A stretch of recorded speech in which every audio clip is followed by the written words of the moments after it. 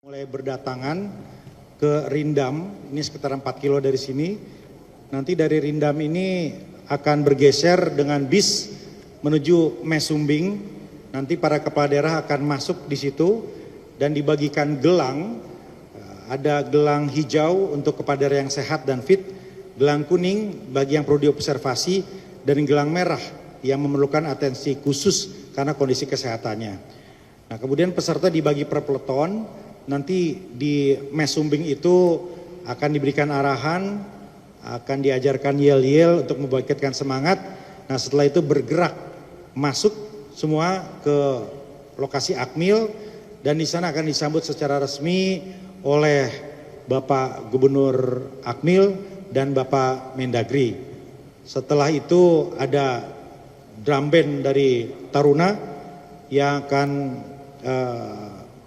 menyambut juga para kepala daerah, dan kepala daerah akan bergeser kembali melalui bis untuk masuk ke lokasi tenda Magelang Retreat, ya, istirahat dan dicek kesehatan, baru kemudian nanti malam mengikuti makan malam bersama. Ya, demikian rencana update pertama. Silakan apabila ada yang ingin ditanyakan.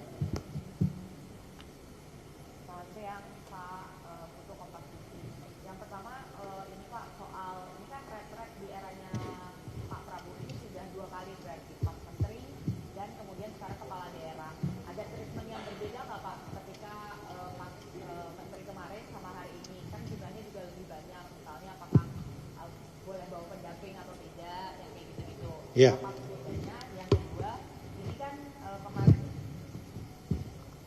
Yang kedua, kemarin kan juga disampaikan bahwa retret ini punya penilaian soal kehadiran harus 100%, kalau enggak nanti ada tahapan khusus lah begitu.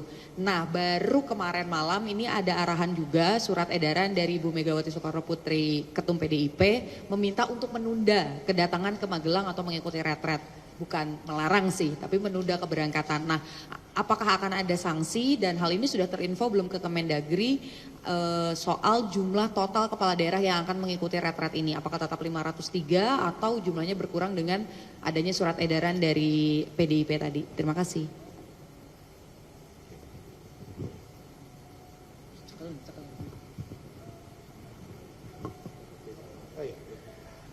Tentu berbeda antara kabinet merah putih dengan para kepala daerah.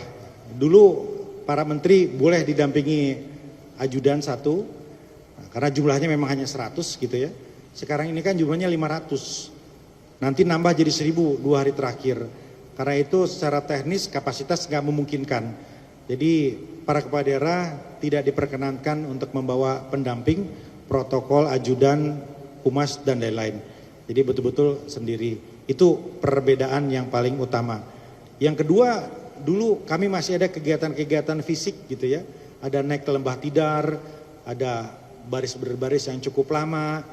Nah, ini karena lebih banyak dan banyak juga yang sudah senior, tentu ini akan sangat menyesuaikan dengan pembobotan akan lebih banyak di ruang-ruang kelas gitu.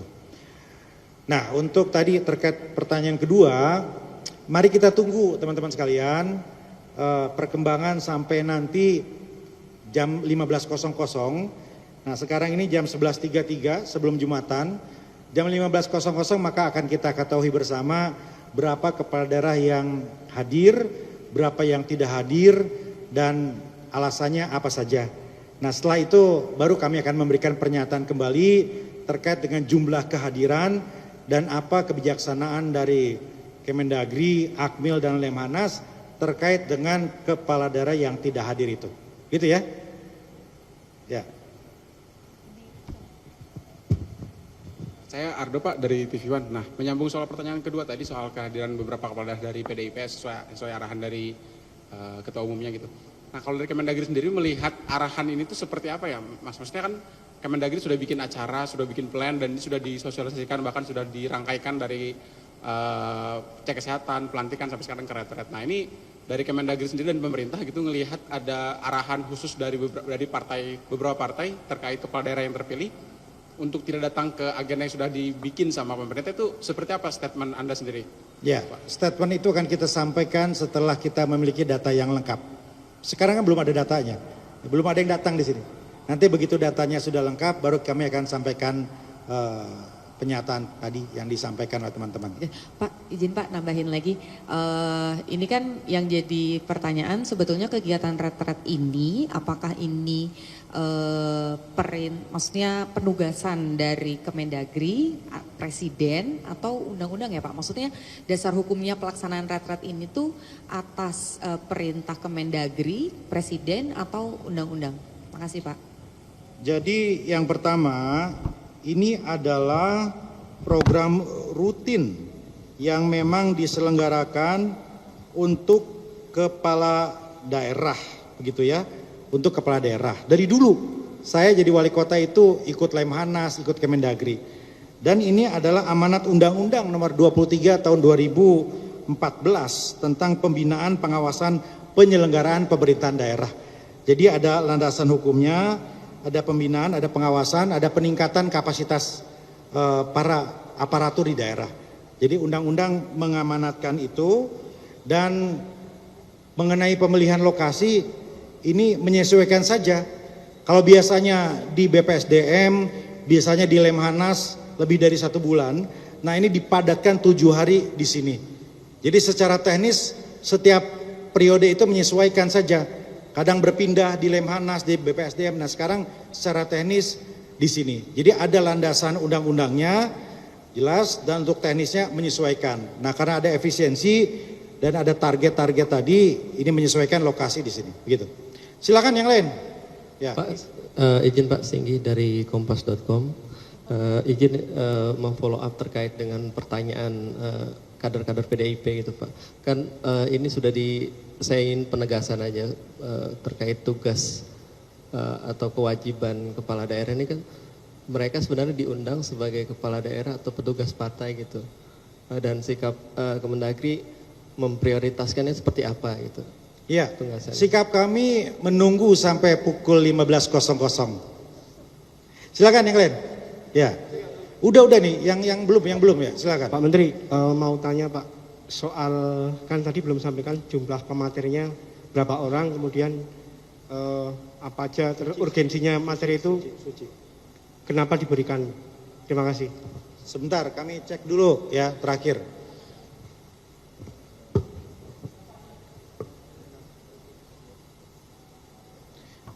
Jadi pembicara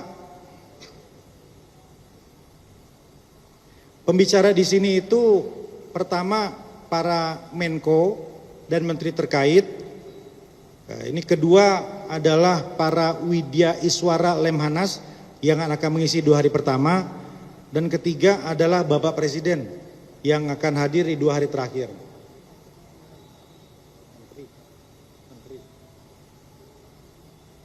Ada 40 menteri, ya, ada 40 menteri yang diagendakan untuk berbicara, dan kami masih menyesuaikan untuk slot atau sesinya.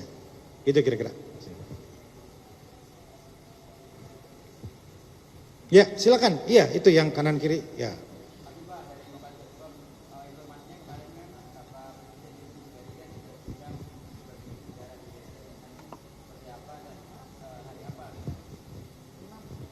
Siapa?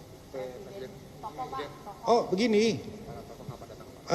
Bapak Presiden Prabowo ya insya Allah akan diagendakan ini di ujung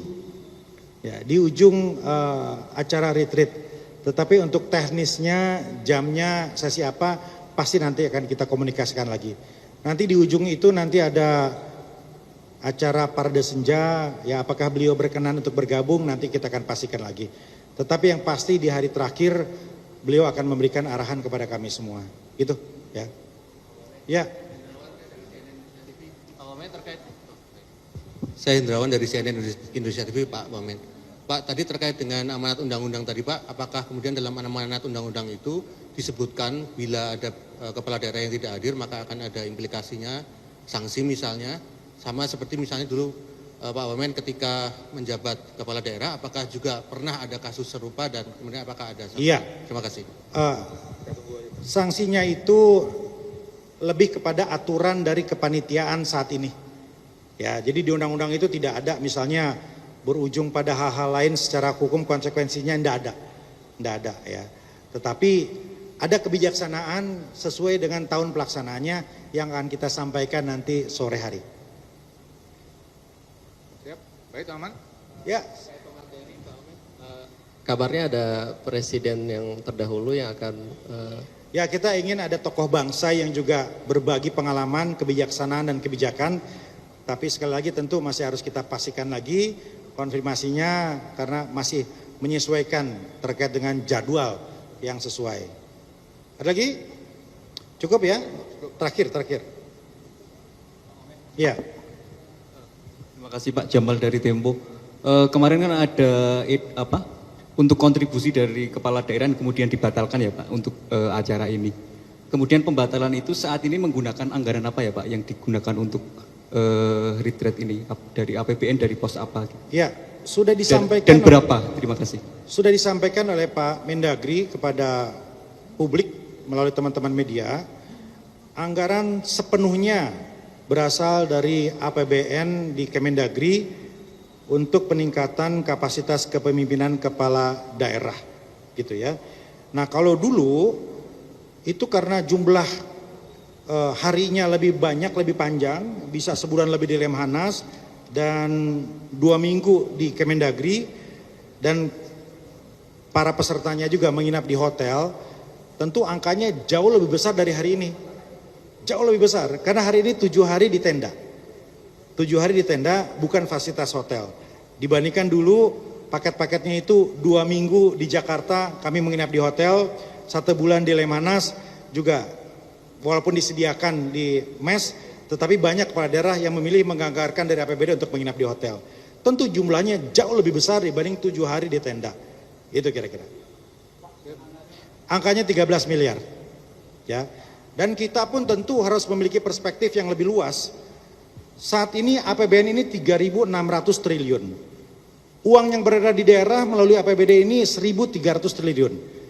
Jadi teman-teman kepala daerah diharapkan bisa mengelola uang rakyat untuk kembali ke rakyat ribuan triliun tadi berdasarkan prinsip-prinsip pemerintahan yang bersih dan profesional. KPK, Kapolri, BPK, BPKP ya, juga akan berbicara di sini untuk mengawal uang rakyat tadi. Ya, kira-kira begitu. Jadi tolong dilihat dalam konteks yang lebih besar, target ini adalah ke sana juga tadi. Silakan. Pak, penegasan Pak Ya. terkait, memang tadi kan akan menunggu statement sore nanti soal jumlah kepala daerah, tapi yang terjadwal dan diundang ada 508 undangan atau 481 yang kemarin cek kesehatan Pak, yang diundang kepala Ya itu daerahnya. angkanya ya seperti tadi 503. 503, ya. oke. Terdaftar itu 503. Kita lihat sore lah. Oke. Berapa yang kemudian hadir ya. Kita akan update semua. Cukup teman-teman ya. Baik, terima kasih Pak Deputi. Ada tambahan? Wassalamualaikum warahmatullahi wabarakatuh.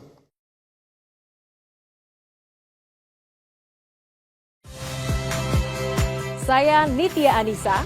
Saksikan program-program Kompas TV melalui siaran digital, pay TV, dan media streaming lainnya. Kompas TV, independen, terpercaya.